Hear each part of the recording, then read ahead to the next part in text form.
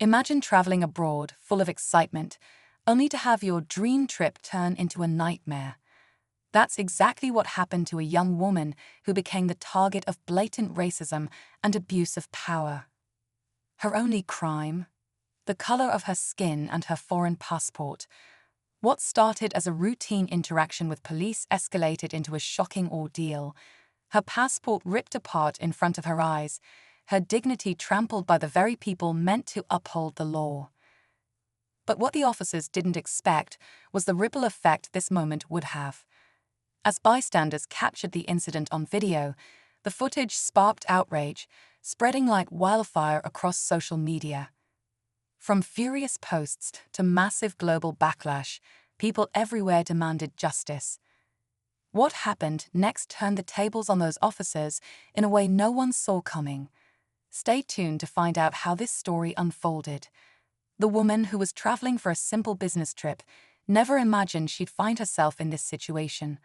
Born and raised in a small town, she had always carried pride in her heritage, but also felt the weight of being judged by her background. Her passport, one that should have granted her ease of travel, suddenly became a symbol of suspicion and disrespect. The police officer, already on edge, seemed to make assumptions based purely on her nationality. As the woman tried to explain herself, the situation quickly spiraled. The officer's rude behavior escalated into physical force, and with a swift motion, her passport was destroyed, leaving her in shock. What was supposed to be a quick exchange turned into a public humiliation. Little did they know, this interaction was far from over. With witnesses around and a camera rolling, the incident would soon make its way to millions, setting the stage for a battle that would go beyond just this one encounter. As the camera kept rolling, the chaos continued to unfold. The woman, trembling with a mix of fear and disbelief, watched her passport, the very document that gave her the right to travel, torn apart by an officer who showed no sign of remorse. The crowd around her began to murmur, some recording the scene, others too stunned to speak. The officer, backed by his colleagues, seemed oblivious to the growing tension in the air. Their actions were reckless, their motives unclear, but the damage had already been done. From the woman's perspective, this wasn't just about a passport, it was about being treated as less than human. She was a stranger in a foreign land, trying to navigate a world that didn't seem to welcome her. What stung the most was the feeling that her identity, her worth, had been reduced to nothing more than a piece of paper that could easily be destroyed. As the footage began circulating online, social media erupted. It wasn't just her story anymore. It became a symbol of the systemic racism that many individuals, especially minorities, had faced for years, but had rarely been seen so blatantly. News outlets picked it up, and soon global attention shifted to the incident. People from all corners of the world started to question how such things could still happen. It wasn't just about one woman or one officer, it was a deeper issue. Behind the scenes, authorities scrambled to control the damage. There were calls for accountability, for an explanation. But as the world watched, the story began to grow, spreading beyond the borders of the country where it all began. People were demanding change, but they also wanted answers. Who would be held responsible? Would this just be another story that faded away, or would it spark something bigger? As the woman, now in hiding for fear of further retaliation, waited to see if anyone would truly stand up for her, the tension grew. The officers, too, faced mounting pressure. The system they had worked within for so long was beginning to crumble under the weight of public scrutiny. Would justice prevail, or would the powerful forces at play silence the truth? The stakes couldn't be higher. The days after the incident felt like an eternity. The woman, still shaken and overwhelmed, could hardly leave her apartment, knowing the world was watching her every move. Every time her phone buzzed, she braced herself for another wave of hate, or perhaps more support, though it was difficult to tell which one was more overwhelming. With each passing hour, the anger from global citizens only grew stronger.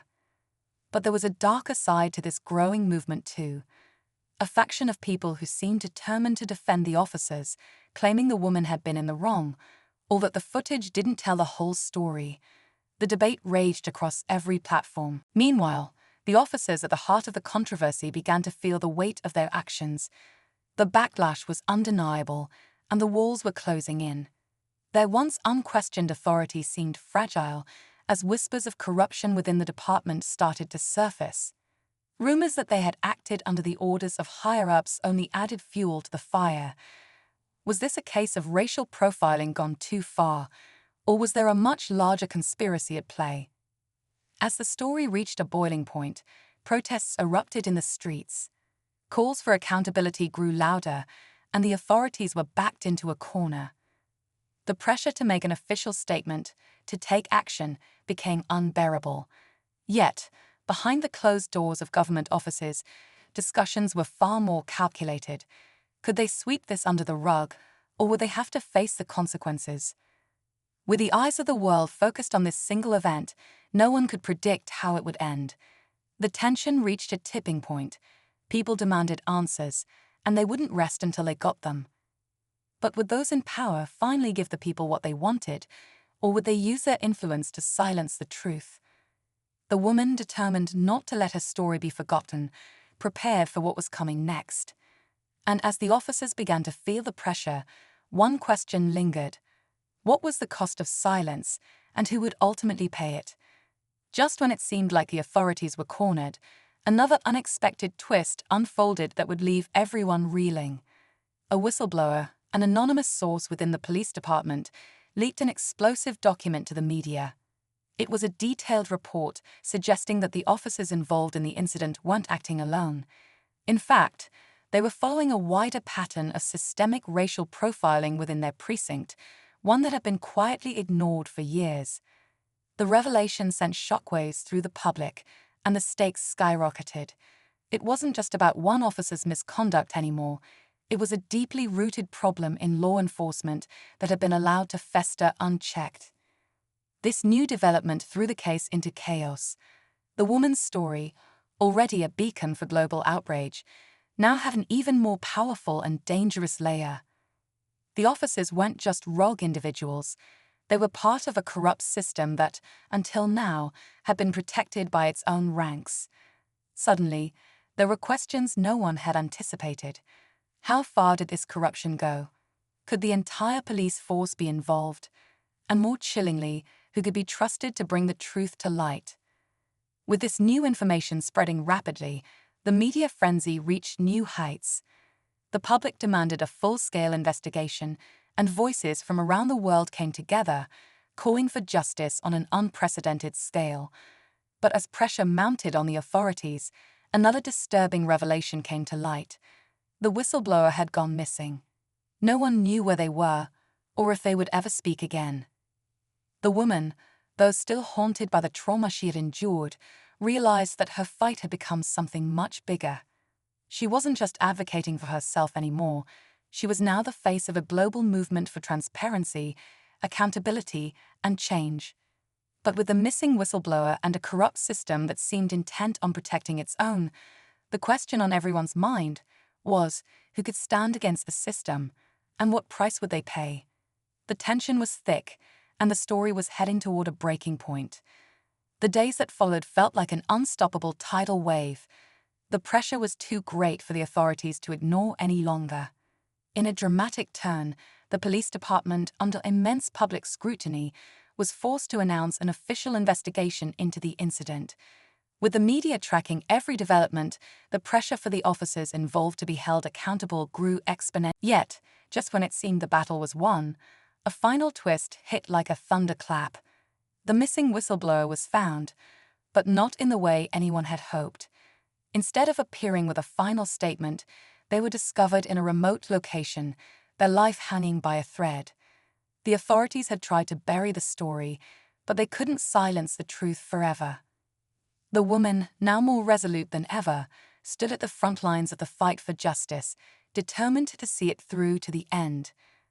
But as the case appeared to reach its conclusion, an unexpected figure emerged. A high-ranking official, once untouchable, who had been linked to the corruption all along. This revelation sent shockwaves through the investigation. leading to even more questions than answers. Was this the final step toward justice, or was the fight only just beginning? The woman's journey wasn't over, not by a long shot, and now, with the stakes higher than ever, the world held its breath, waiting for the next chapter in a story that no one could predict. As the investigation into the high-ranking official unfolded, it became clear that the corruption ran even deeper than anyone had imagined. The official was swiftly arrested, and a series of criminal charges were brought against them, exposing a network of abuse and discrimination that had gone unchecked for years. The woman, though exhausted from her own personal ordeal, watched as justice was finally served. The police department, now facing widespread reform, was forced to adopt stricter policies to prevent future incidents of racial profiling and abuse. In the months that followed, the woman became a prominent advocate